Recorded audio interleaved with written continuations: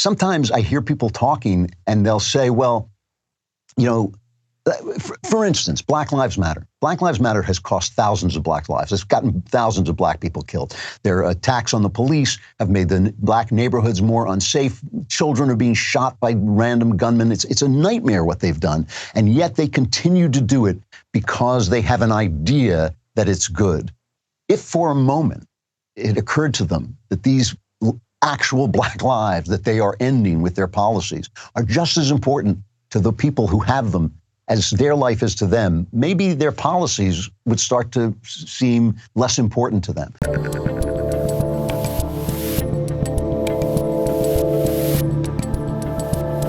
So how do we connect some of what you just said right there to politics? Because as you were saying it, I was thinking, man, you know, and I've thought this many times when I was on tour with Jordan, that that rough message basically is what we have to get across to people to live more flourishing lives. And yet we're arguing about, you know, 3.5 trillion equals zero and boys are girls and all of those things. Like we're not even doing like a semi-good job of connecting like meaning to politics. And that seems to me to be the biggest problem right now. Man, I could not agree with you more. And I think, you know, the left does do this. They just do it for bad ideas. You know, the left does make a moral argument. We're always sitting around with a pointer saying, you'll make much more money. And this Ayn Rand mentality where we think money is everything is so untrue. And it's left the people who want to follow us empty and wandering. And the left comes along and says, no, it's right. It's good to believe these stupid things that we're telling you. To me, the connection with politics, and there's no, I don't believe there's Christian politics. I believe that a Christian person can be in a range of politics as long as he's not oppressive and dishonest and evil. He can have a range of politics. But to me, at the core of Christianity, something I call the great speculation. And the great speculation is this, that your inner life is as important to you as mine is to me.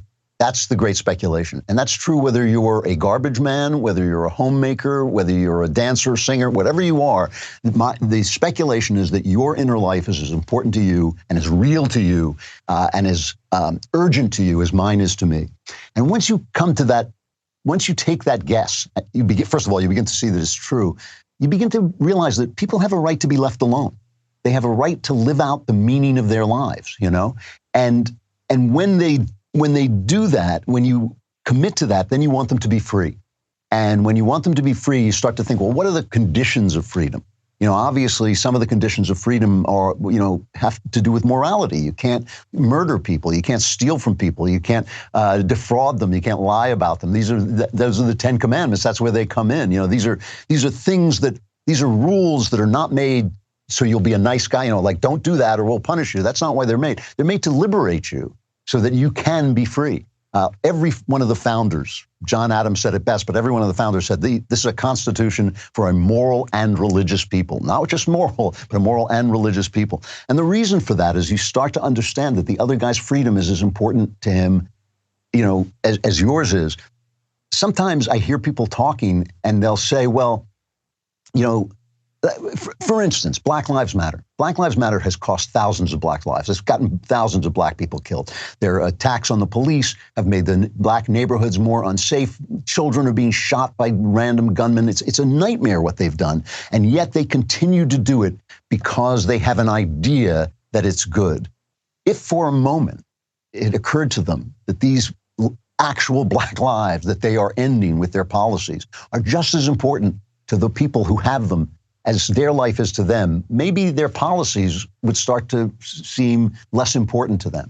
And without religion, without that great speculation, which is a religious idea, the idea that your neighbor is as worthy of love as you are, without that speculation, it's so easy to get involved in your ideas and the goodness, you know, oh yes, we must bring justice and therefore we're going to kill anybody who gets in our way, which is part of Marx. You know, that's another part of Karl Marx. He basically said, yes, terror and killing is fine as long as you get to the place you have to get. So do you think then to that end that people are believers whether they believe it or not? I think that's an idea that Jordan's been talking a lot about lately, and I've sort of come to that conclusion that you end up saying, no, I'm purely secular, I just believe in this, and we can just order society this way. But that in and of itself is a type of belief that's then driving your decisions.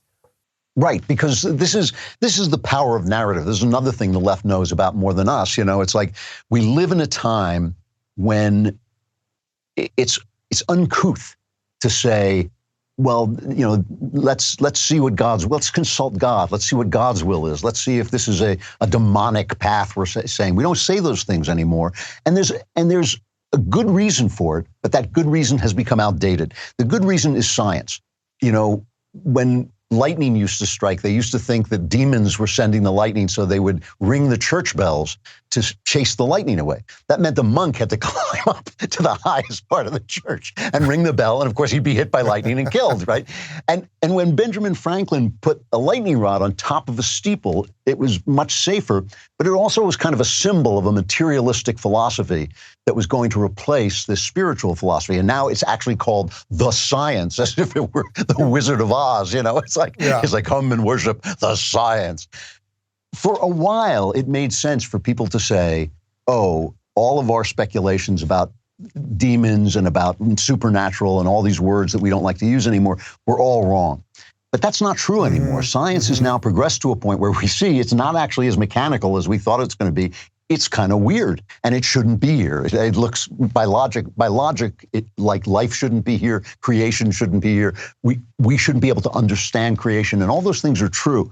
And so it's time we stopped doing that, because I think you're absolutely right. People believe whether they want to believe or not, and it's one of the reasons that when you let go of that belief, people become evil.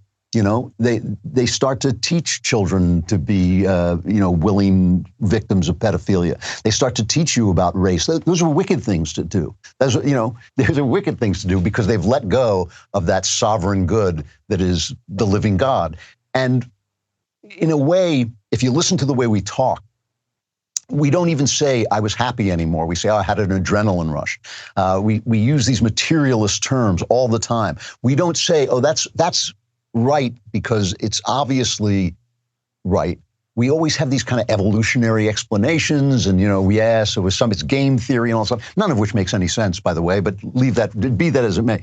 We're all materialists, and yet we know we don't live in a materialist world. We sense it, we feel it, we're born with the knowledge of it. Like I said, there's no evolutionary reason why we should know our fathers should be just. But why do we expect our fathers to be just? And yet, when they are not just, we know they have failed at some essential task. So we all know it, but we have gotten caught up in this narrative, this materialist narrative, that I think is out of date. I think people are living in the 20th century, really, and in the 21st century, a lot of scientific paths have shown that they can't explain this without a consciousness coming first. The only thing they have to admit is that consciousness comes before matter, and I think that's an obvious truth. You're saying I shouldn't light my Anthony Fauci candle every night before bed? Is that what you're telling me? He's not some sort of saint, that man, the highest paid person in the federal government? If you just want to watch him burn and melt,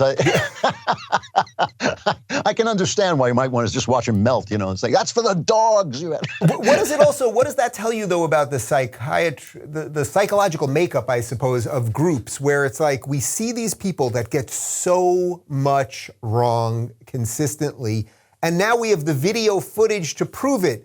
Fauci saying one thing about masks publicly, another thing to his friend about, oh, no, you can go on vacation and don't worry about masks because you'll touch your face more. Or the vaccines mean we're going to open up. Now they don't really work and you still can transmit. Everybody knows the a million examples that I can use here. But a certain percentage of people keep going to it. They keep going, oh, well, yeah. I forgot. I don't, like, is it a memory issue? Is it, like, what is it? What is it about humans? There's a line in Dostoevsky, and I can't quote it from memory, but the line is something like, when you make people free, when you set people free, their first order of business is to find something to bow down to. Right. I think, we're made to love God. We are made to bow down to God. And I think that, after a while, after you live the religious life a while, you start to realize that all your attachments to things and to people are pathways to God. They're symbolic of the love of God. Your love for your father is the love of God. Your love for your mother is the love of the feminine side of God. All these things that you're looking for that people fail you in. are because they cannot be the perfect thing you're looking for beyond them. And once you attach yourself to that perfect thing beyond them, it becomes so much easier to love the imperfect people with their flaws and forgive them for the ways they can't be, what they can never be.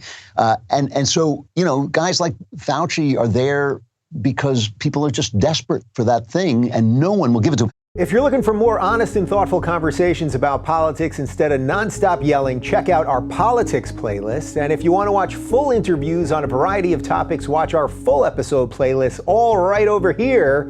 And to get notified of all future videos, be sure to subscribe and click the notification bell.